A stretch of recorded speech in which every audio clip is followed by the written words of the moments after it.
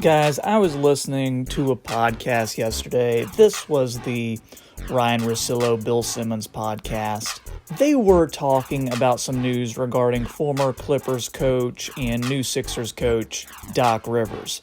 Guys, usually I don't listen to this podcast. I used to be a fan, but over the last few months, it's gotten so bro-y for me, and that is just not my style. But I don't know, I guess maybe yesterday I was feeling a little too bro-y. I had my Ed Hardy shirt on. I was off to the store to buy some Axe body spray, before hitting the gym. It was leg day after all. So I thought, okay, let me see what my two bros, Ryan Russillo and Bill Simmons, have to say.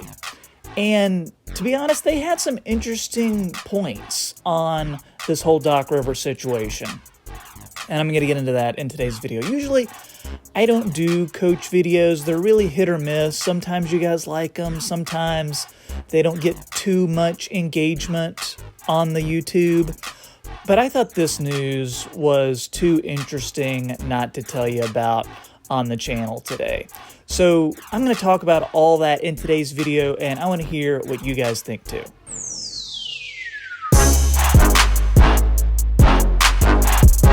How's it going, guys? This is Troy, and thanks so much for checking out the Half Court Report YouTube channel today. If it's your first time here, just real quick, a little bit of background on me and the channel. I post videos a few times a week about anything and everything NBA related, whether it's breaking news, trades, free agency, the draft, maybe just pontificating on what I think is going on in the NBA right now. All that is covered on this channel. So if you like that kind of thing, guys, I would love if you subscribe to this channel. I'm trying to get to 10,000 subscribers by the end of the year. I'm at about 7,000 right now, so it's really close. Only about 3 months left in the year. Gonna get about 3,000 more subs. Would love your support. Also, make sure to like the video, comment, all that good stuff too. So by now, we're all familiar with what happened with Clippers coach Doc Rivers. After several seasons at the helm in LA, he and the Clippers, quote-unquote, mutually decided to part ways. So, we can read into that however we want, but usually when it's framed in that way, there was some sort of animosity or something that happened between the two sides that caused the split, especially when it happened as suddenly as this did, because there were no indications that Doc Rivers was unhappy in LA. So I think when news comes out really just out of left field like this, then there's definitely more to the story. And that's where my buddies Ryan and Bill Simmons come in, bro number one and bro number two. So the meltdown of the Clippers against the Nuggets was not well received by Clippers owner Steve Ballmer. And why would it? Because this guy, he's still a relatively new owner in the league. He has spent so much money on this Clippers team. He has done so much to try to change their past reputation as, to be honest, just a terrible organization. So he has put a lot of his blood, sweat, and tears into this Clippers franchise. Well, Russillo and Simmons have said that Ballmer went ballistic after the Clippers blew that 3-1 lead to the Nuggets. He wanted to fire all the coaches. He wanted to get rid of all the players. He just wanted to blow up everything.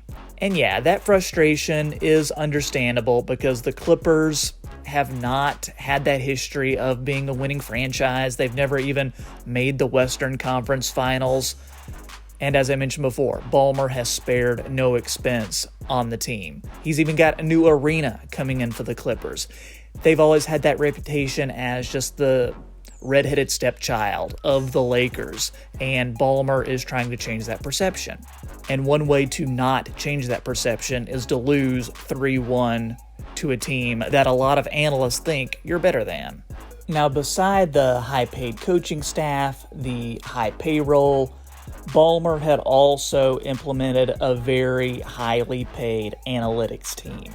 This analytics team said, among other things, that Doc Rivers should be playing center Ivica Zubac over Montrezl Harrell in the Denver Nuggets series. The analytics team showed that the Clippers were much better when Zubac was on the floor. But Doc ended up going with Harrell. Didn't work out that well. Clippers lost the series. Now, of course, we can't put all this on Harrell and Ivica Zubac, so I think it's part of a larger issue because Zubac is not going to get a coach fired. But maybe this will. Because you remember back in the summer of 2018, the Clippers had the number 12 pick and they had the number 13 pick that they got from Detroit because of the Blake Griffin trade. The Clippers ended up drafting Shai Gilgeous-Alexander with the 12th pick and Jerome Robinson with the 13th pick. So SGA had a really solid rookie season. He was definitely a good pick. Jerome Robinson, on the other hand, basically a non-factor in the league his rookie year and to an extent his second year in the league, so far has looked nothing like a lottery pick. SGA ended up being a key piece of the Paul George trade with Oklahoma City. Jerome Robinson got traded at the last trade deadline to the Wizards. So here we are now. Both Clipper picks have been traded away. You have nothing to show for in the draft for 2018 with your 12 and 13 pick.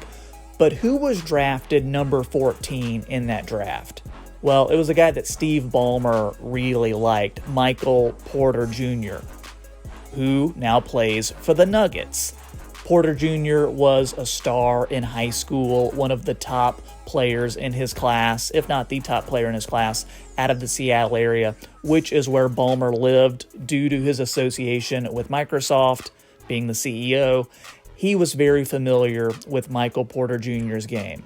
Quick refresher, Michael Porter Jr. fell so far in the draft because of health concerns, specifically with his back. He only played 3 games his entire college career. He ended up sitting out his entire rookie season. But at the time, the Clippers front office were of the opinion that Michael Porter Jr. was undraftable because of his health issues. Michael Porter Jr. even said in an interview during the Nuggets series how the Clippers basically tried to tell everyone he was damaged goods and that he would never be healthy enough to play in the NBA. I kind of read it as he was almost accusing the Clippers of trying to ruin his career before it even started. The Nuggets, though, they still took a flyer on Michael Porter Jr. with the 14th pick because when you have a guy who is that talented fall that far in the draft, you have to take that risk that he will pan out and be the type of player many think he could be. And it looks like it is turning out that way for the Nuggets and for Michael Porter Jr. He is a young star on the rise. He could be part of another big three with Nikola Jokic and Jamal Murray. During the playoffs, he really came into his own. He had some really nice games against the Clippers as well.